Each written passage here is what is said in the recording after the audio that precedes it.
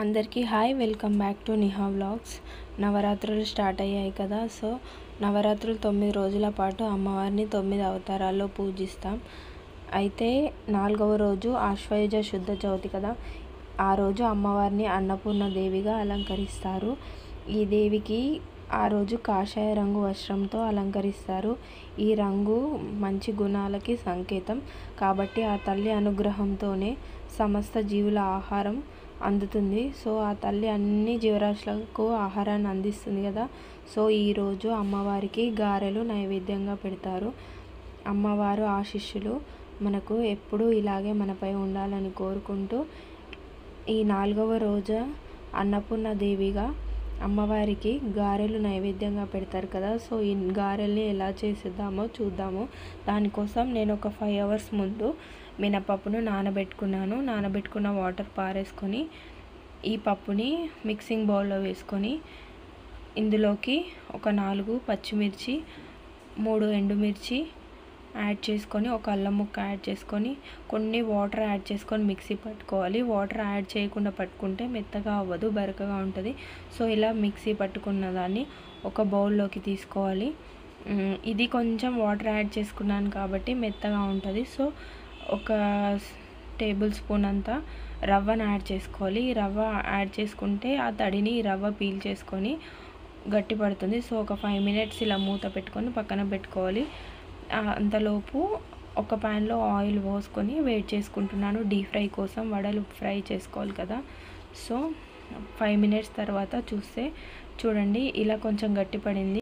ఇక్కడ నేను మీకు ఒక టిప్ చెప్తాను. గారెలు ఫ్లఫీగా వచ్చాయా లేదా చెక్ చేసుకోవడం కోసం ఈ పిండిని వాటర్లో వేస్తే ఇలా వాటర్ పైన తేలుతుంది. ఇలా తేలితే గారెలు ఫ్లఫీగా వస్తాయని అర్థం. సో చూడండి బాగా తేలాయి కదా.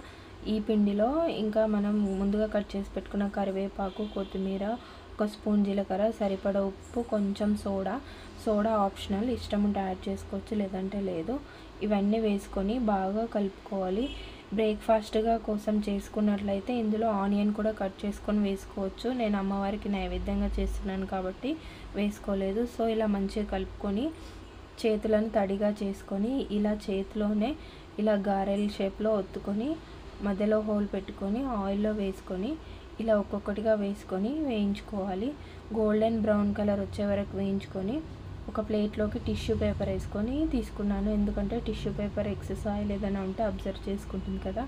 ఇలా చేత్తో ఒత్తుకున్నా సరే లేదంటే ఫిల్టర్ పైన పెట్టుకొని ఒత్తుకున్నా సరే ఇలా చేత్తోనే బాగా వస్తాయి. ఒకసారి మీరు కూడా ట్రై చేయండి.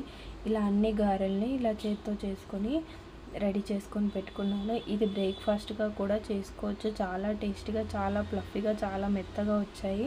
మీరు కూడా ఒకసారి ట్రై చేయండి. ట్రై చేసి ఎలా వచ్చిందో కామెంట్ సెక్షన్లో కామెంట్ చేయండి.